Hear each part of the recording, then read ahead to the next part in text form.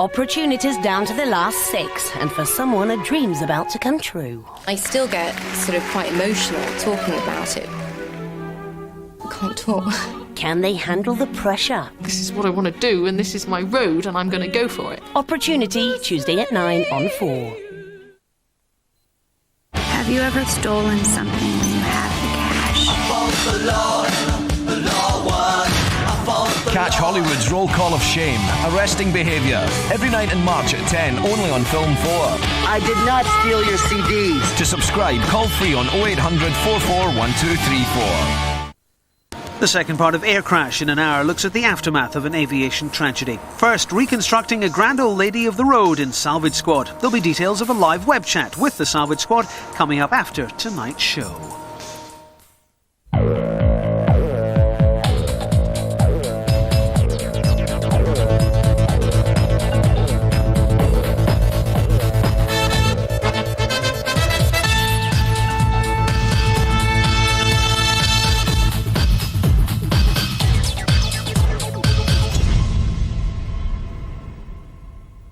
This week on Salvage Squad, we've come north, to Yorkshire.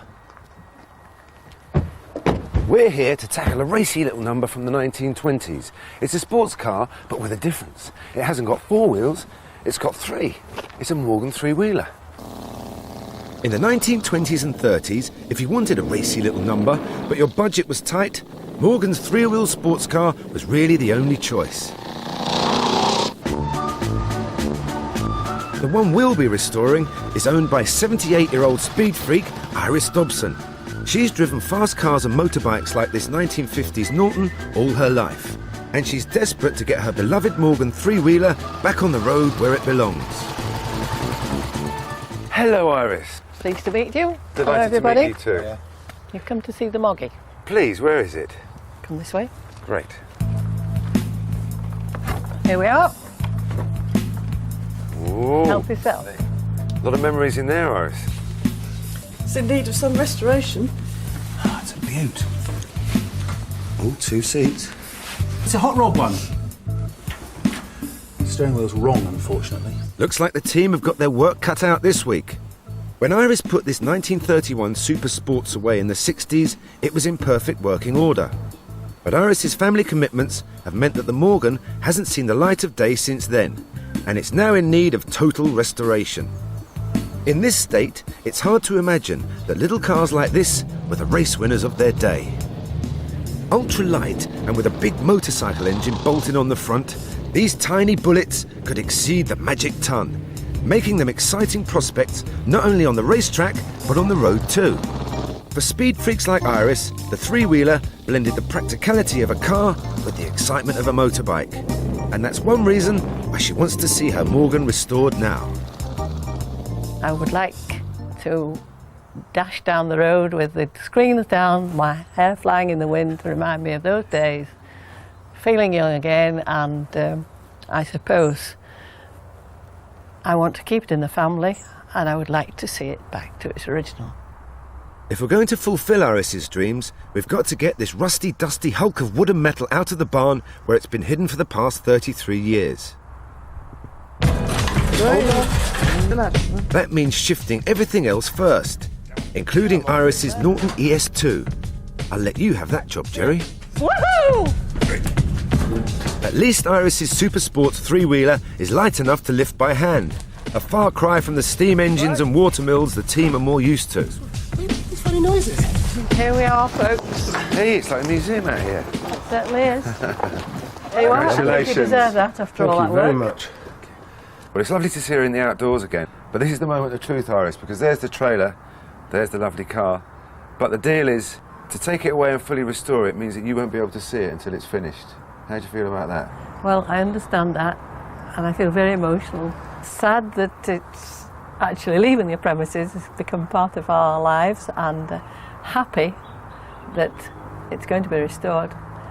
Hopefully. And hopefully looking forward to the day when it returns. Let's hope your hopes aren't dashed. I don't think so. I don't think so. I think you're all lovely. That's Shall we stick it on the trailer? Don't speak too soon, Iris, because as the truck pulls up to trailer the Morgan away, we discover our first major problem. Oh dear, our trailer's a bit too small for this. Is there something wrong with this picture? They're slightly wider than the... It's a wide berth Morgan. Who got the trailer? Come on. Well, it is, because they put the pouch on it and then extended it. Is there something wrong with this picture? This is the first indication that this car may not be all it seems. It's too wide for the trailer we provided, which is exactly the right width for a standard factory Morgan three-wheeler. If Iris's car has been modified, it could make for a tricky restoration. OK, right. I don't think you're going to get... Also, these are going to get in the way. So, after a bit of improvisation, it's off to the workshop for further investigation.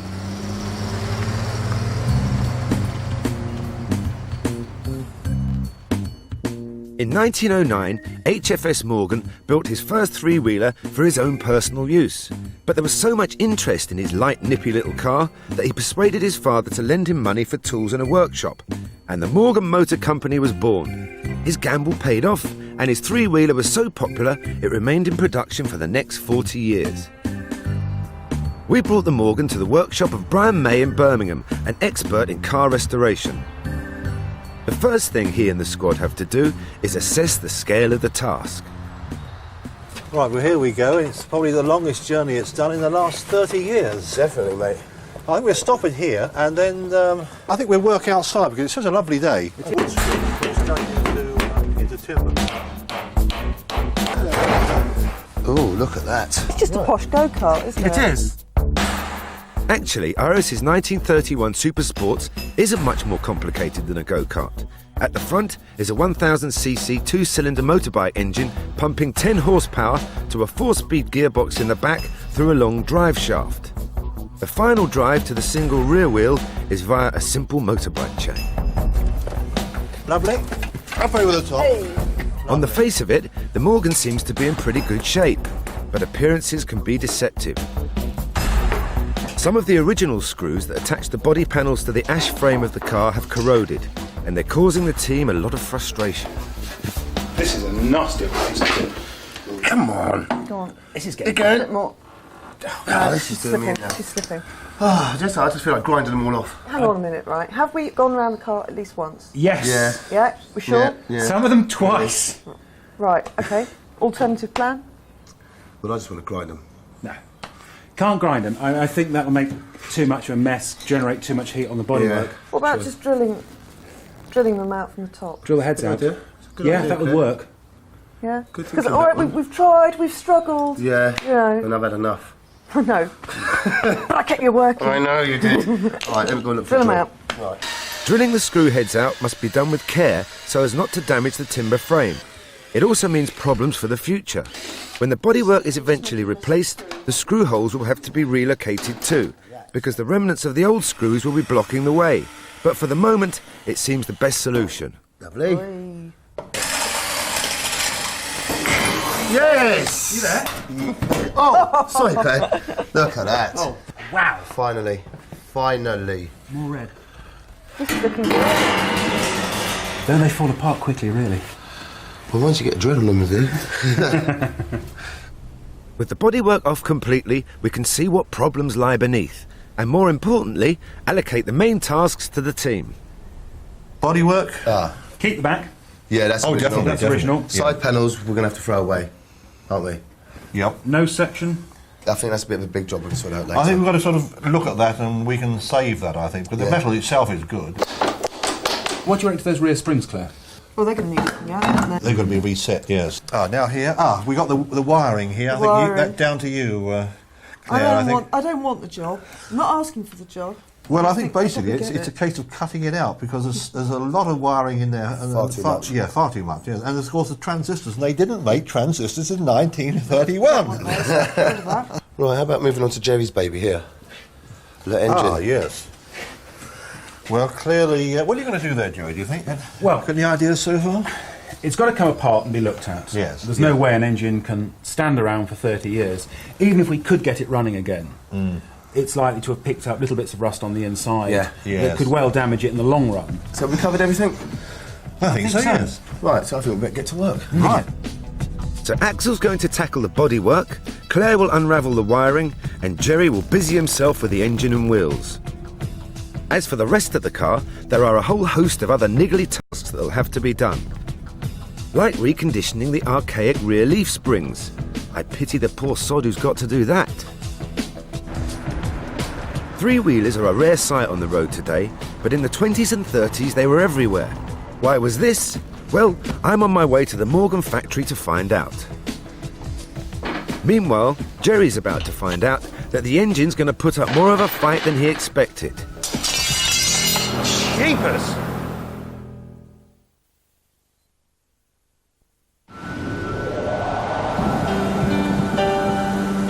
Even in the most turbulent times, Scottish Widows has stood firm.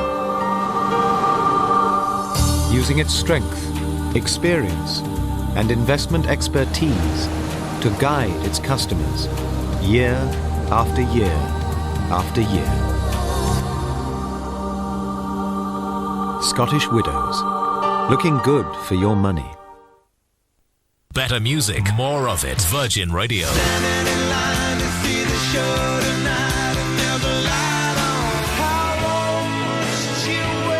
Better music, more of it. I've been wrong, I've been down, been to the bottom of every bottle. Pete and Jeff at breakfast and the no repeat 9 to 5. There's a star and feel, whoa, whoa. Better music, more of it. Virgin Radio.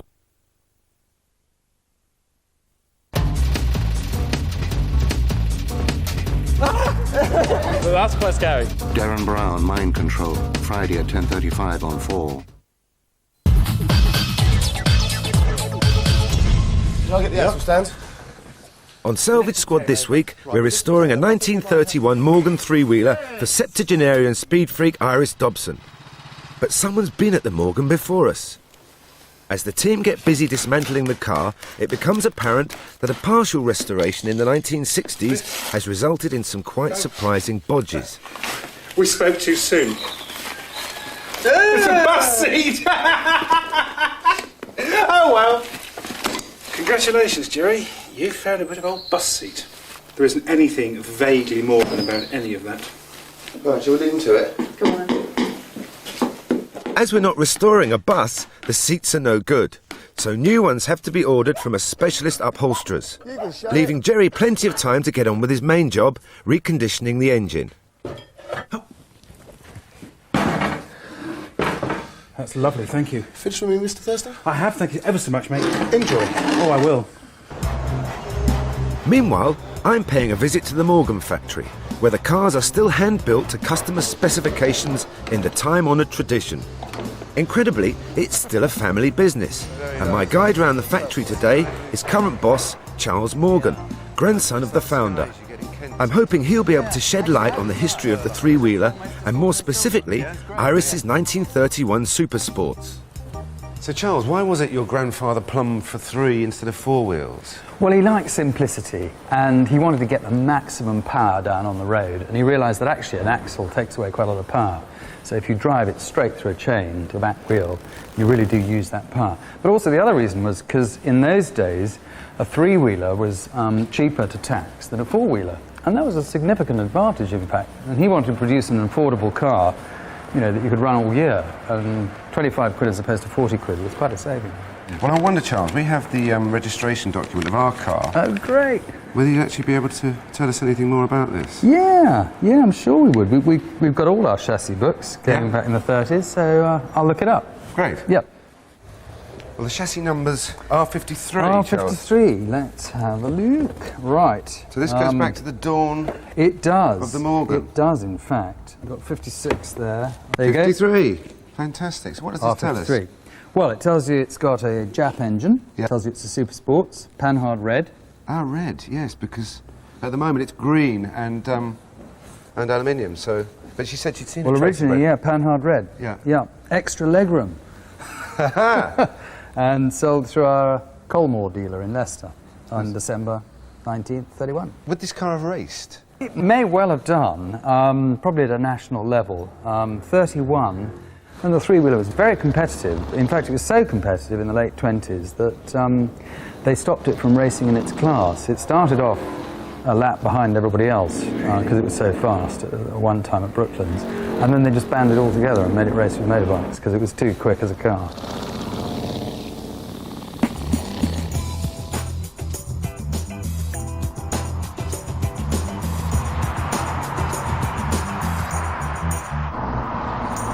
Afterwards, Charles offered me the chance to drive a modern-day Morgan, the Aero 8, and I was far too polite to turn him down.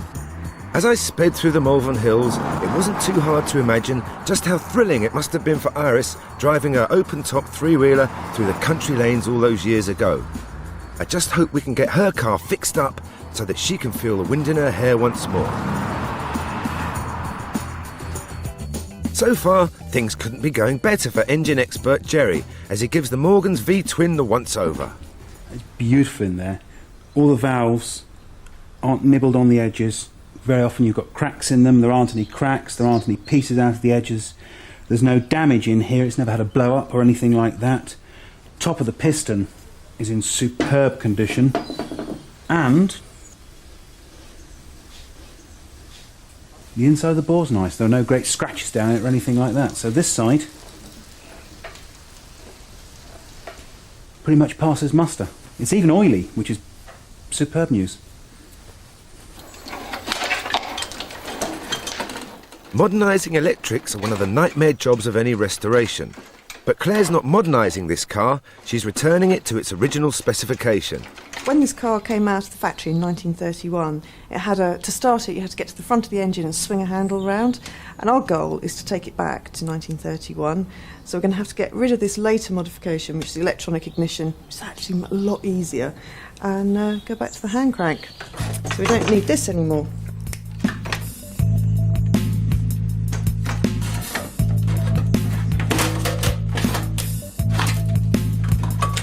Most of these wires didn't really seem to do very much. I don't think we'll ever know what they really did.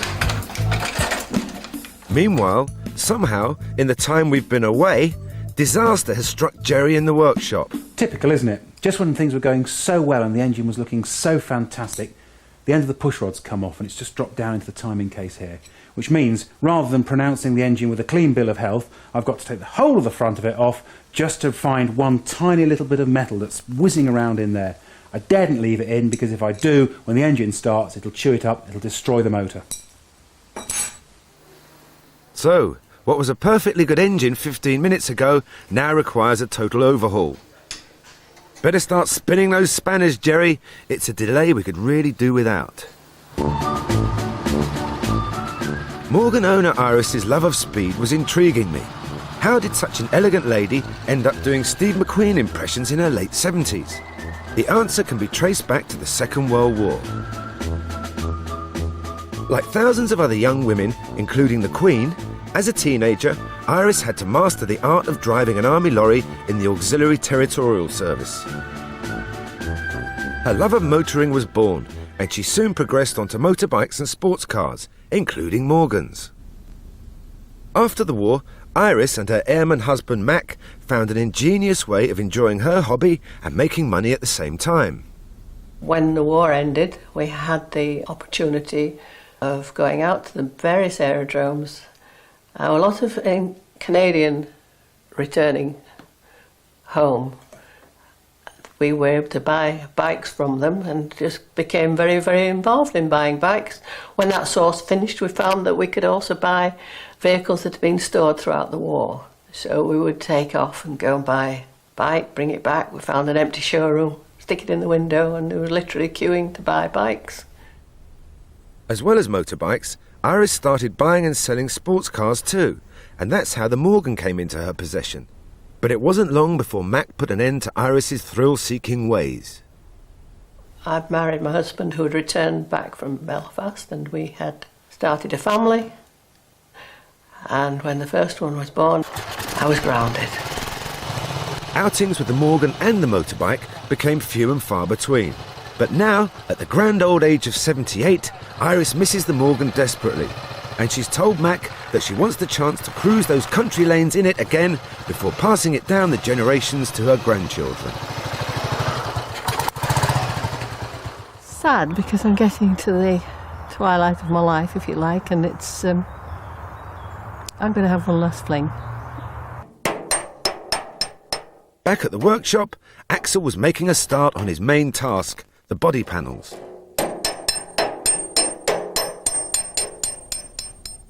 The Morgan three-wheeler's bodywork is made up of hand-formed aluminium panels attached to a timber frame. Most of the panels on our Morgan need replacing. It's an arduous task. Is Axel up to the challenge? The first job is to cut the aluminium down to size. This is done using a guillotine. For good results, this process requires someone with Axel's impressive hand-eye coordination. That didn't hurt. Axel is making one of the panels that runs alongside the passenger compartment. These need a flange along the lower edge to attach them to the timber frame. This is a tricky process. Aluminium is quite easy to damage, and one false move can take him back to the drawing board. There we go. Yeah, that's good. The aluminium now needs to be bent to match the curvature of the timber frame, with the aid of this precision metal press. A clever tool. Lovely. And that's what it does. Bends metal. Right, mate. It's now time to attach the panels to the Morgan. It's got to go back on easy. If it doesn't, I'm leaving it. Right. But a problem from the past is about to rear its ugly head. This is the drill time, but we've got a bit of a problem, haven't we? Because we might hit these screws. Oh, I've got all those screws in there from the nightmare of taking it out. All right, well, but you've got to do it. OK, let's have a measure. When they drill the new holes through the aluminium panels, avoiding the old screws buried in the wood underneath is going to be like a game of battleships. But Axel's going to great lengths to make sure the odds are stacked in his favour. Got a big sign saying drill here, Claire, because you know what I'm like. It'll be all over the place otherwise.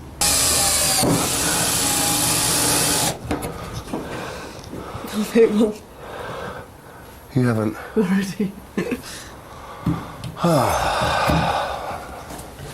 Really? Yeah. Honest? Yeah. You're not winding me up? No. Let's have a look. Slightly go to one side then. Go in, try and bend round it. Don't make the hole bigger though, if you can help it. Poor old Axel. Despite his meticulous preparation, this was always going to be a very tricky job to get right. But at least the chances of Claire hitting another screw must now be next to nil. I think we're all right. Actually, I don't. I think we'll probably have hit something again. Ah, you're a good arm. Shall I push it in? I think you're winding me up, you are. I think you might have pushed the metal through. Just give it a little bit of... I don't want to go too far into the wood. Yeah. Stop. There's one there, mate. Bang on. Every single one is hitting. That's not really surprising, is it? I know. OK, let's try this. Let's try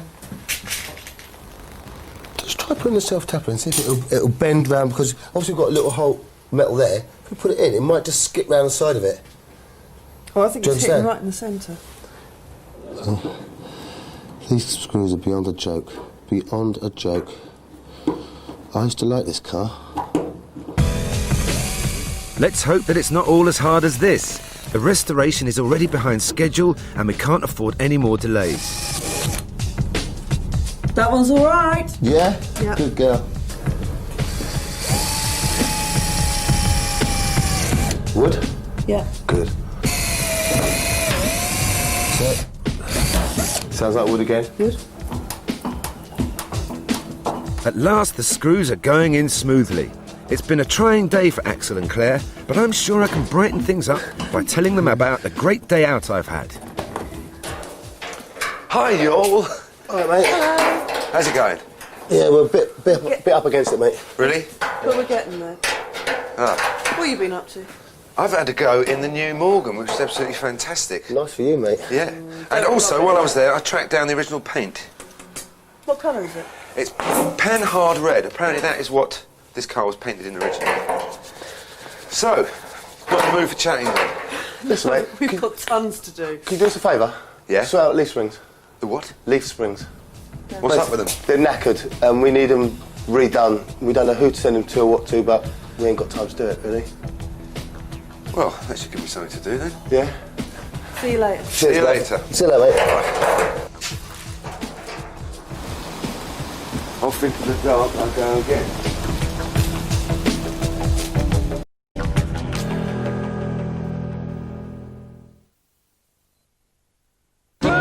This is Lonnie Donegan putting on the Star, the greatest hits. Don't you rock me, Daddy-o. 25 top 20 classics from the Star who inspired a generation. Down the Rock Island Line, she's a mighty good road. The Rock Island Line is The definitive tribute to the legendary King of Skiffle. Cumberland Gap, 15 miles. The very best from a British recording legend. Oh, my old man's a dust. It's Lonnie Donegan putting on the Style, the greatest hits. Available now at Asda. I was headhunted again last week. Well, I've definitely been earmarked for the board. In fact, I've quadrupled my turnover inside 5 years. Can I give anyone a lift?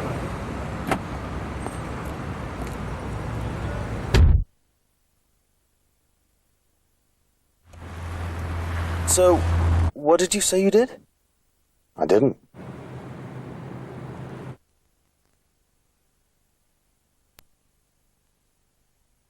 I can't give you anything but love, baby.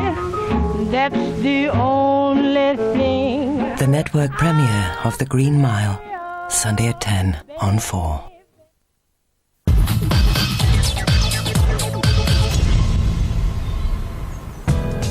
This week's restoration project is a 1931 Morgan three-wheeler sports car, which hadn't seen the light of day since 1969. It's owned by petrolhead pensioner Iris Dobson, who wants to feel the wind in her hair again before passing the car down the generations. But past bodges and recent mishaps have been taking their toll on the restoration. So to speed things up, I've very kindly volunteered to deliver the Morgan's rear leaf springs to specialist Carl Jones for reconditioning. Right, let's have a quick look at them. Yeah, they look a bit tired to me. They could do with being hardened and tempered. What? Hardened and tempered. Is that the name of a dance troupe? No, unfortunately it's not. It's what we did to springs when they look a bit tired. Well, let's do our springs then. Well, looking at them, they do look a little bit worn on the main leaf, so I think we need to replace the main leaf. Great. Fire away. Well, I think you better get your gloves on. What, me? Leaf springs are a rudimentary but incredibly durable form of suspension. A 200-year-old British invention originally designed to make horse-drawn carriage journeys a bit less bone-shaking. And they're still used on many vehicles today, including sophisticated 4x4s. They are made from layers of spring steel bolted together through the centre of the leaves, attached at one end to the chassis and to the axle at the other. The Morgan springs need to be reconditioned through hardening and tempering, a process of heating in a furnace and cooling in oil. They also need new main leaves, which I'm going to make now, or so I'm told. All springs are made out of EN45 silicone manganese spring steel. Of course they are. Basically, this is it.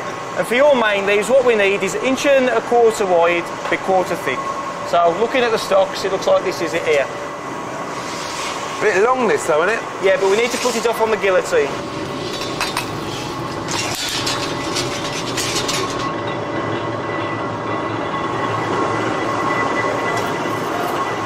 But we have to be really careful because this guillotine can slice through spring steel. It's 4 inches wide and nearly 1 inch thick. And that's the magic lever. You give it a push, see what happens. The power. Push in, yeah? Whoa! Same again. Whoa there!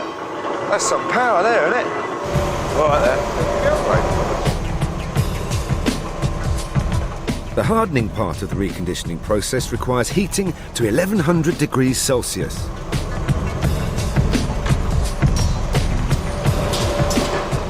Then the leaves are taken out of the furnace and bent into shape.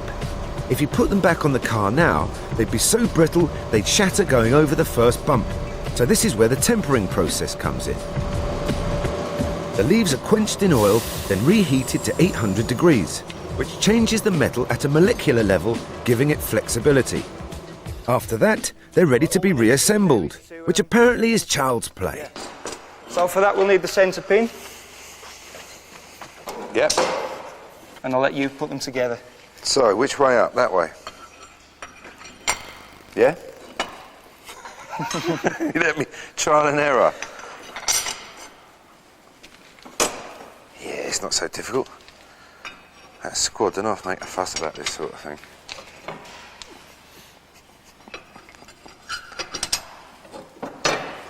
Right. Are we looking good there? That looks like spring.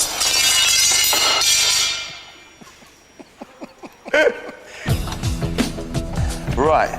This can't be too complicated, can it? A bit like Meccano. Yeah. Easy. That's the one. Hey! Voila! 2 finished springs. Fantastic. Just leave it to Suggs. Meanwhile, back at the workshop, Claire was getting in a bit of a tangle with the Morgans' wiring. I've been lumbered with doing the electrics on the car, which on a modern car would be a nightmare, but this is fantastic. I've got the wiring diagram, and there's no air conditioning, there's no CD player, there's no electric windows. It just looks so simple, it's fantastic. All I've got to do is link up the battery, the dynamo, the lights, the horn, and the clocks on the dashboard. That's unusual. One of the main restoration tasks seems to be quite straightforward. So let's leave it to Claire while we dig a little deeper into the psyche of the Morgan owner at the Three Wheeler Club's annual get-together.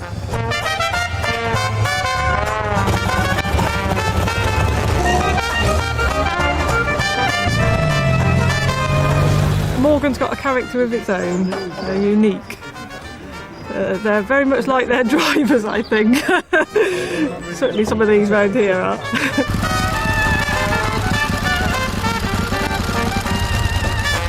That's as it was bought. That's the car as it was bought in 1981. And it's been completely rebuilt from those pieces and put back together again. Took rather a long time in between going to work and bringing up a family and so on, but at last it's finished.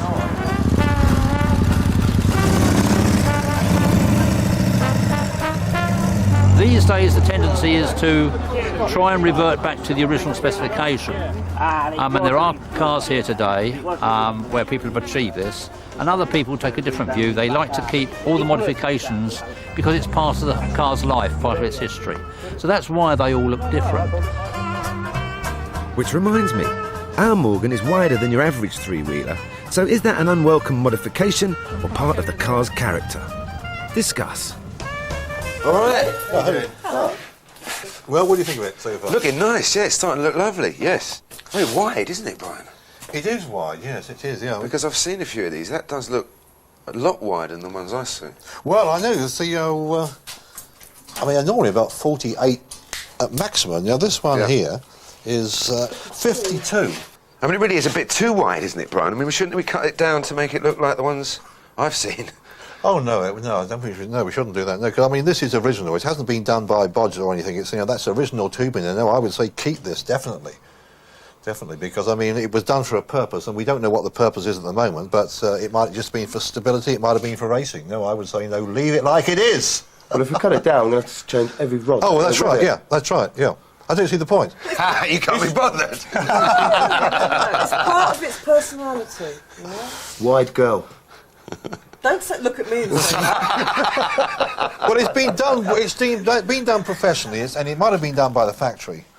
And so, I mean, that says something. So someone's sort of deliberately done that, so why not keep it? Yeah. Brian gets his way. Whoever widened the car made a very good job of it. And now it's part of the Morgan's history and individuality. The modification stays. Engine expert Jerry has been up to his neck in nuts and bolts trying to iron out the engine problem that's put the restoration well behind schedule. But he's working day and night to get it finished, and now the engine is totally overhauled and ready to go back on the car.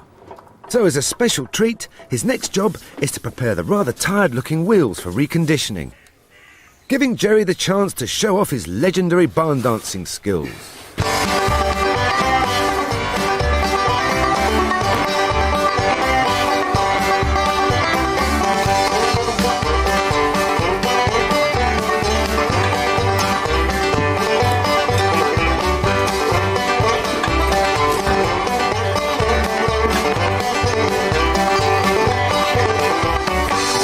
Only Jerry could make a song and dance out of taking off a tyre. Get a move on, you big ninny. Even though she's in her late 70s, Iris hasn't slowed down, and her wish to pass her beloved Morgan down the generations makes me wonder whether her kids have inherited her love of speed. Judging by this home movie, I think the answer could be yes.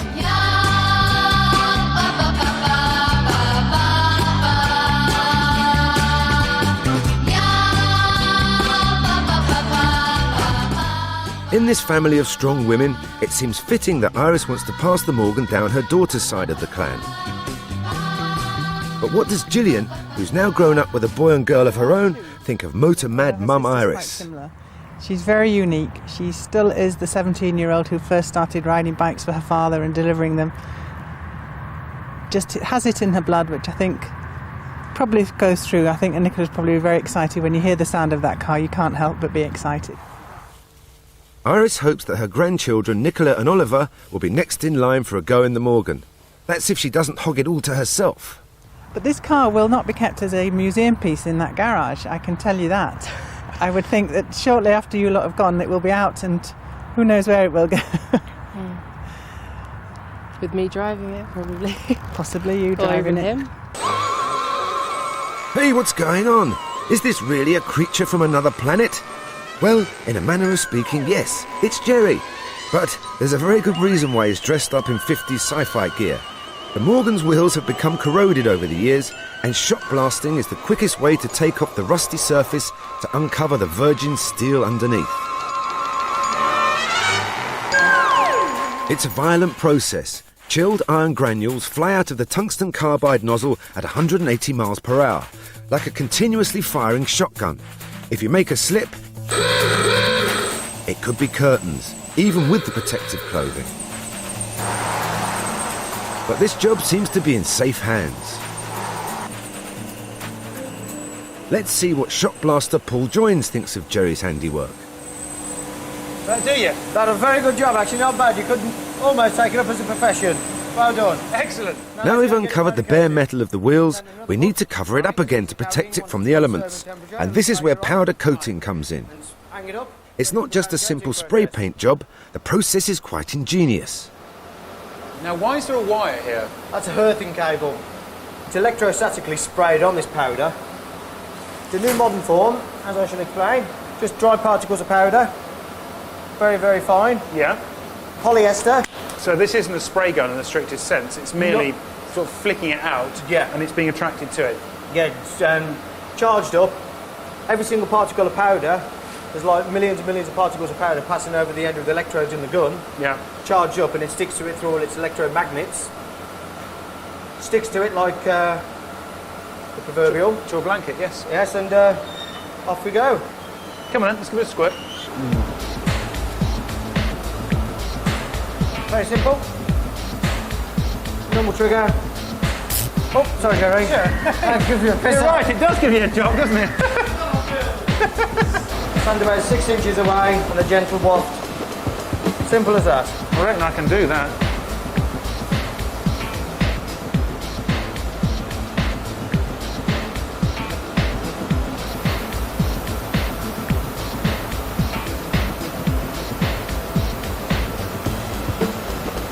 That looks absolutely great. Brilliant. That's ready for stoving now. Right. Keep the oven on at 200 degrees C. Right. All day long. As you can feel. Stick it in the oven on its jig. Oh, cheapers. Just leave it in there for 20 minutes or so. Leave it to cook then, shall we? Let's do it. There's just time for a nice cup of tea while the wheel is cured at 200 degrees. That's gas mark 6. For 20 minutes. This process melts and hardens the powder. See your finished article. Look at it, Alan. You worked so very hard. Dinner's ready. That should be cooked. Heat-resistant gloves. Wow, that's hot. Look at that. One finished article. Yeah.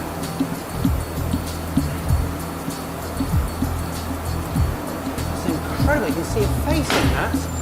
Oh, the others will be thrilled with that. Absolutely thrilled. So careful, it's still up on serving temperature.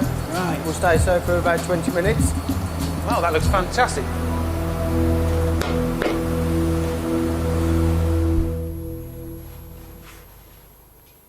Back at the workshop with the body panels on, it's time to see what the car looked like in its original Panhard red.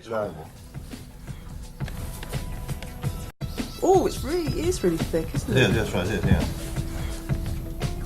Up and down or side to side, Brian? I tend to go up and down. As long as it's the same way each time, because you get cross. Yeah, that's right, yeah. I'll go side to side because it's a long... That's right, you go side by side. You better go diagonally then. Okay.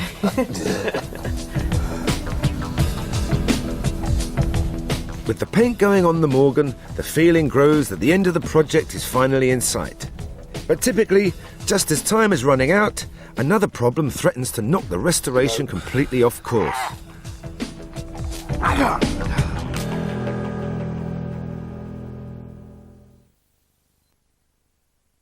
You passed your driving test. Congratulations. Dad, I passed. Well done, son. How was his three-point turn? Yeah, it was good. Sure. Well, his instructor says it's normally a bit dodgy. No, it was definitely fine. Did you check he used his mirror correctly? Yeah. You sure?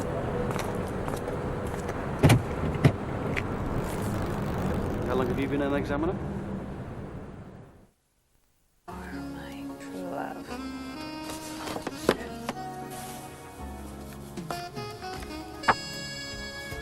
Our love shines like a beacon.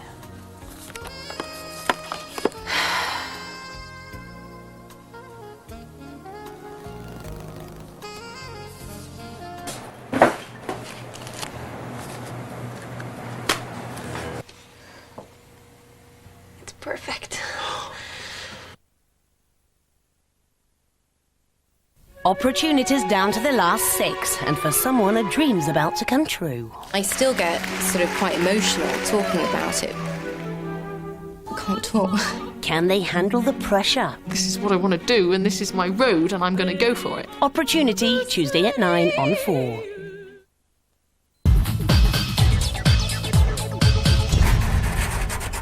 This week's restoration of a 3-wheel Morgan Super Sports is coming to an end. With the bodywork finished, it's being repainted in its original Panhard red, which will be a surprise for 78-year-old owner Iris Dobson, as it was leaf green the last time she saw it. But even now, there are some niggly tasks that still need finishing. The speedometer has to be fitted into the dashboard, but it's come back from being reconditioned by a specialist with a rather frustrating fault. Right, we've got one problem. The face of the clock won't come off, so we can't stick it in this dash here. We think the problem is where they've reconditioned this clock, this black coating, they've actually put the face on while it's wet. So we can't unscrew it. If we can't unscrew it, we can't put it in the dash, and we can't put it in the dash, we can't put the wires in the back for the speedo. So me and Brian have come up with this ingenious idea of trying to use a... Did you try as hard as you can do with those gloves? Because I tried as hard. I tried till I almost fainted. Oh, right. Yeah, this is not really the right thing to do. But, no. And at £150 a time... Let's go gently. Yes. Using an oil filter remover on this fragile instrument is definitely not in the manufacturer's handbook. Any breakages now could be costly in terms of time and money. Come on. And of course, we break the glass if we're not. So you're going to go that way? I'm going to go that way, yes. And I'll go... anything turning? Well, it's cloth turning. No, cloth is turning. This is the trouble, because if you use anything abrasive on there, we're going to mark the chrome bezel. Yeah. Plan B? Yeah, Plan B. Okay.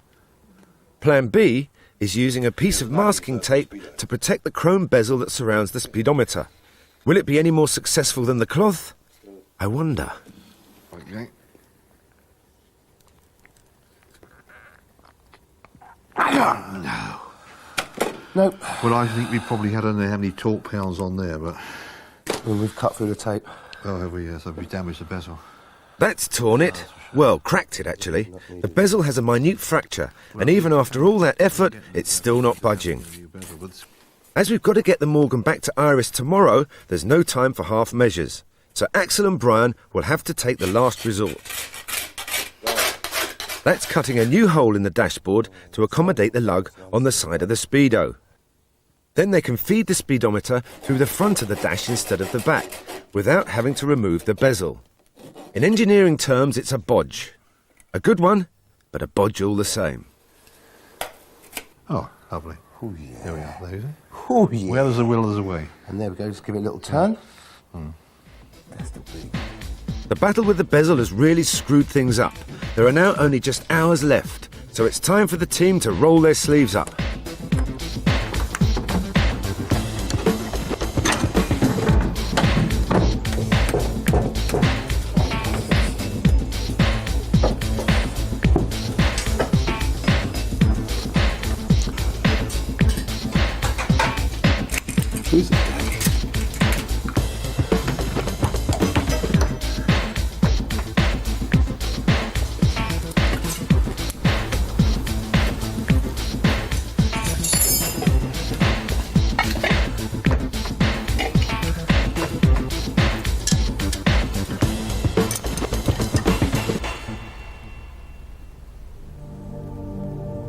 At last the car is back in one piece and it looks stunning.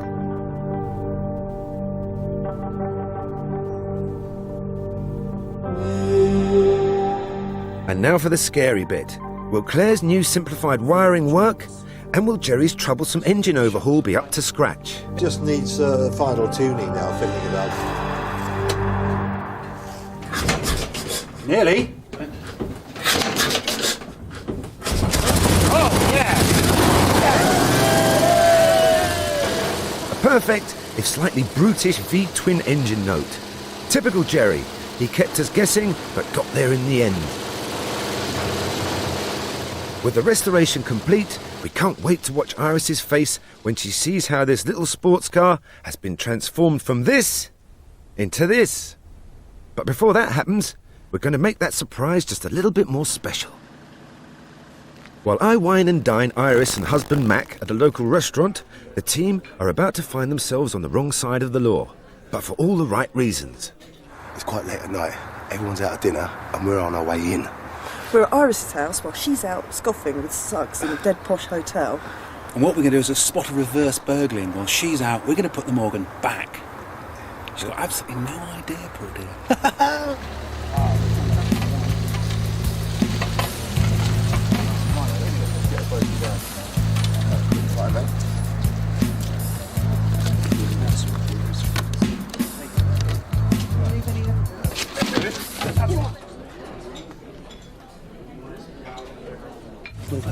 All right. Nobody sound the horn. Whoa! Yeah. It's going to be a 5-point turn, isn't it? Yeah. Okay. Some burglars we are. That's it, straight back in. See? It's beautiful. Hurry up, team. I'm on my third bottle of wine as it is.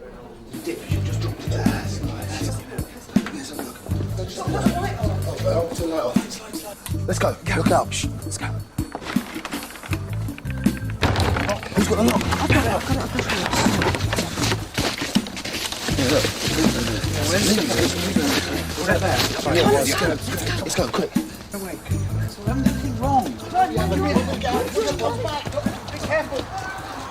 This is the key, but not to the Morgan, to the barn it's currently hiding in. It's the same barn that it lay rusting in for 30 years. Now it's transformed and it's awaiting its owner, Iris.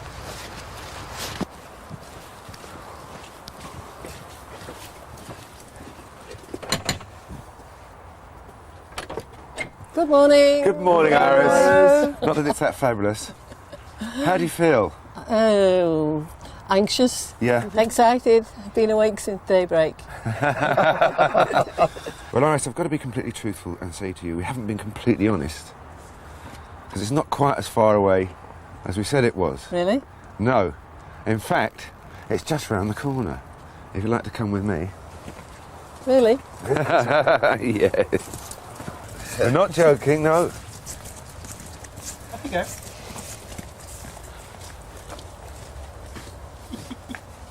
I don't believe it. Oh gosh, God, oh great. I can't believe it. Speechless. Speechless. It's all right then. Does anybody else know about this? Oh, it's super. Isn't it beautiful? Isn't it? Can't believe it. It's all right then. That's a second dream come true. Isn't it gorgeous? Isn't it gorgeous? Your face is a picture. I want a family. Where are the family? Where's Nicola? Where are they?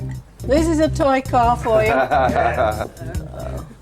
Look at that. Whoa. Sit down and steer it. Sit down and steer it. Who's driving the car? Well, he's streamlined. Hold the handle. Is that good, Tiger? Is that good? Come and steer it. Oh, come and steer it. Yeah. There we are. Who's driving the car? There. That's going to be yours when you're a big boy. When you grow up. Car. Yeah. Must be near the steering Move wheel. over. Yeah. 1, 2, 3, go. Hooray! Hey. There she is. So, Iris, you ready? Should we get it started? Please, please. Right, let's get the key in. We've got to do a few little things beforehand. Fingers crossed. Yes. Turn Cross our fingers. Petrol on. Wait up. Underneath here. Fuel on.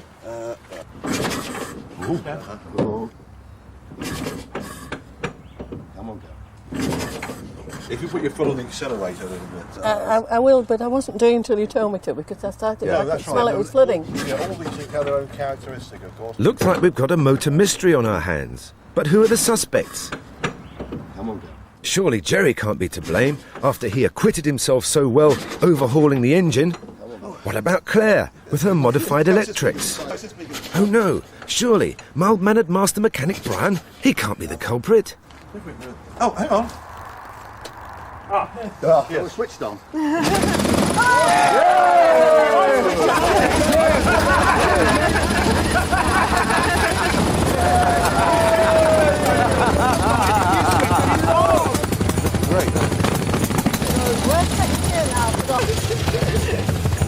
tell you what, she's not lost the hang of it, has she?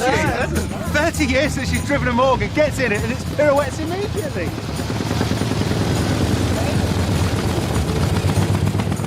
It's not just a special day for Iris. How many teenagers get their first driving lesson in a 1931 three-wheeler sports car? Accelerate all right, just like the ordinary.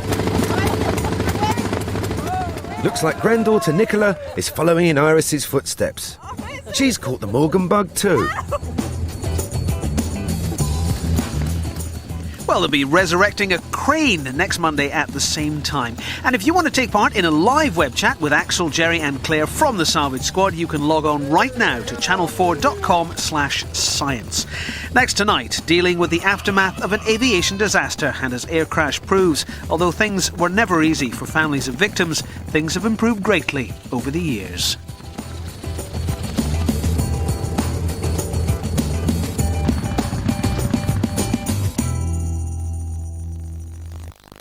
Cold Mountain Penitentiary has a new prisoner. Dead man walking! Imbecile of man, he deserves to fry for what he done. A prisoner with remarkable gifts. What did you just do to me? You're talking about a authentic healing, a praising Jesus miracle. And now, an unusual relationship is born. I don't think he did it at all. From the director of The Shawshank Redemption comes the mysterious, miraculous, and moving story of an unforgettable man. Roll on two.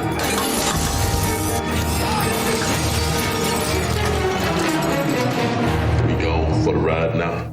starring two-time Academy Award winner Tom Hanks. There's no way out of this for you, is there? The network premiere of The Green Mile, Sunday at 10 on 4.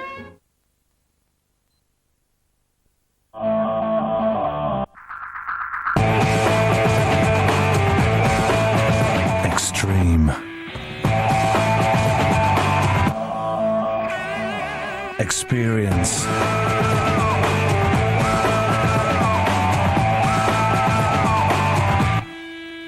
Expression. The Nissan X-Trail. Oi! Did you ask for that? Morning. Bye.